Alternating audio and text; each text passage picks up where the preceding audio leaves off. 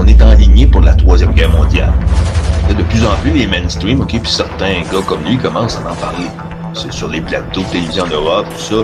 Les gars commencent à démontrer que Radio Résistance n'est pas à côté de la traque.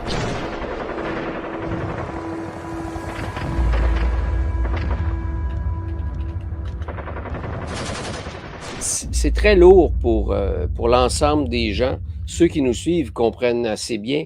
S'il y a des nouveaux qui se rajoutent, ça commence à être assez lourd parce qu'on l'a raconté au fil, ça fait déjà 2 ans et demi qu'on fait ça, de raconter aux gens que vous n'avez pas le choix que de faire le tour d'une partie de votre mémoire, du passé, de l'histoire, pour être capable de comprendre ce qu'on vous présente.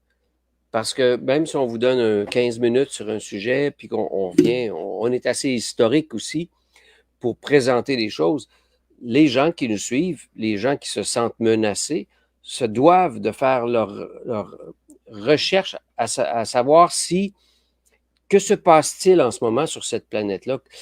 Qu'est-ce que c'est drôle, c'est étrangement dramatique que c'est à peu près la même histoire qui se passe depuis 3 guerres mondiales.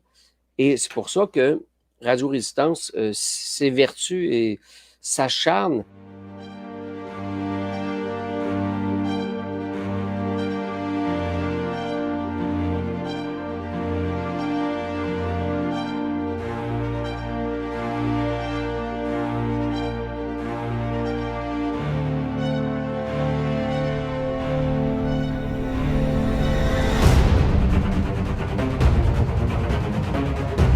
Un programme de subtil des populations est en marche depuis 2020. Nos gouvernements sont des marionnettes qui obéissent à un gouvernement mondial fantôme.